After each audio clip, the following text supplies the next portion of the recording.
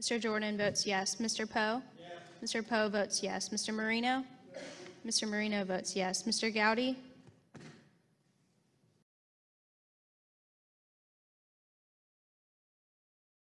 Mr. Deutsch votes no. Has every member who wishes to vote voted? Clerk will report. Mr. Chairman, 16 members voted aye, 13 members voted no. And the amendment to the amendment in the nature of substitute is adopted. And the gentleman is recognized for 5 minutes on his amendment. Mr. Chairman, my legislation in the form of this amendment calls for a special counsel to investigate the real crimes, harmful lies, and the undermining of American security by the prior administration. Just because Hillary Clinton lost the last election doesn't mean we should forget or forgive conduct that is likely criminal. The 2016 election was a rule of law election. Voters want real criminals who have harmed our nation locked up. Susan Rice's unmasking of members of the Trump transition team is a serious matter for which there has been no accountability yet. Loretta Lynch directed James Comey to call the Clinton email scandal a matter and not an investigation.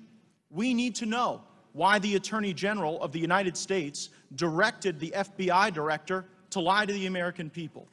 While on the subject of the improper conduct of Loretta Lynch, what in the world was she doing on a private jet at the Phoenix airport talking to Bill Clinton while she was supposed to be investigating his wife? This is somewhere on the continuum between unethical and illegal, and we need an investigation of Tarmac Gate. We need to know why the Obama administration gave immunity deals to potential Hillary Clinton co-conspirators. Think about that, giving immunity to people who potentially worked with Hillary Clinton to break the law. Let's get to the bottom of the Clinton Foundation. Cash was flowing to the Clinton Foundation while the Uranium One deal was at work. That's real collusion that threatens America's security.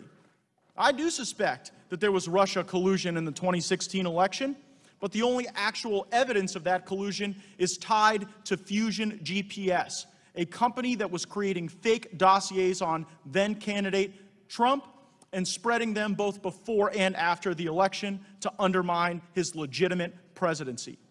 Now, federal statute 600.1 outlines the criteria for special counsel. It says that there must be a conflict of interest or extraordinary circumstances, and that a special counsel must be in the public interest. The Department of Justice has an obvious conflict investigating the immediate past Attorney General and FBI Director. Currently, Department of Justice officials may have been involved in the very immunity deals or the implementation of Lynch or Comey directives that would need to be investigated. Moreover, these are extraordinary circumstances where the prior administration was prioritizing politics over the law. As for the public interest, if it's in the public interest to investigate the Trump administration, it is most certainly in the public interest to investigate the real crimes by the real criminals. That the President is requested and Attorney General of the United States is directed to transmit respectively in a manner appropriate to classified information if the President or Attorney General determines appropriate. To the House of Representatives, not later than 60 days after the date of the adoption of this resolution, copies of any document, record, audio recording, memo, correspondence, or other communication in their possessions, or any portion of any such communication that refers or relates to the firing of James B. Comey in the following respects. Then Attorney General Loretta Lynch directing James B. Comey to mislead the American people by stating that he should refer to the investigation. Mr. Chairman, I move that the amendment be considered as read. No, you're late. You object. Object. What is the objection? We want it read. So We want it read. Yeah, great. Continue reading. By stating that he should refer to the investigation into the mishandling of classified data and use of an unauthorized email server by former Secretary of State Hillary Clinton as a matter rather than a criminal investigation.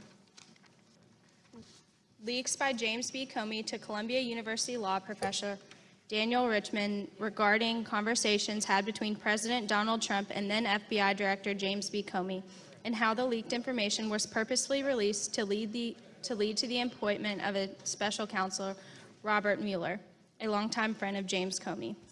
The propriety and consequence of immunity deals given to possible Hillary Clinton co-conspirators, Cheryl Mills, Heather Samuelson, John Bentel, and potentially others, Got it.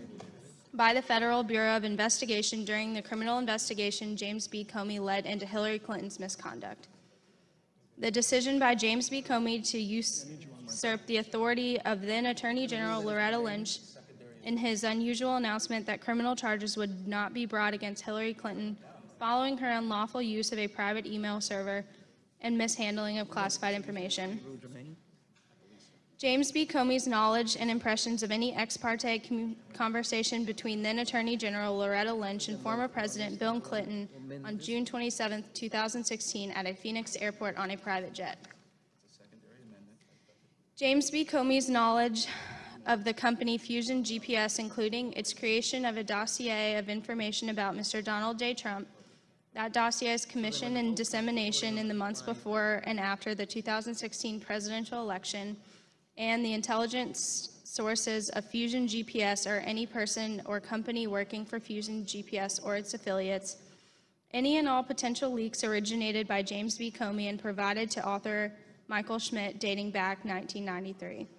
James B. Comey's knowledge of the purchase of a majority stake in the company Uranium One by the company Rosatom, whether the approval of the sale was connected to any donations made by the Clinton Foundation, what role then Secretary of State Hillary Clinton played in the approval of that sale, and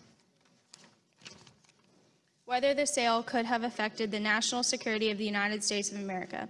James B. Comey's refusal to investigate then Secretary of State Hillary Clinton regarding selling access to U.S. State Department through Clinton Foundation donations, Huma Abedin's dual employment at the State Department and the Clinton Foundation simultaneously, or utilization of the State Department to further paid speaking opportunities for her husband.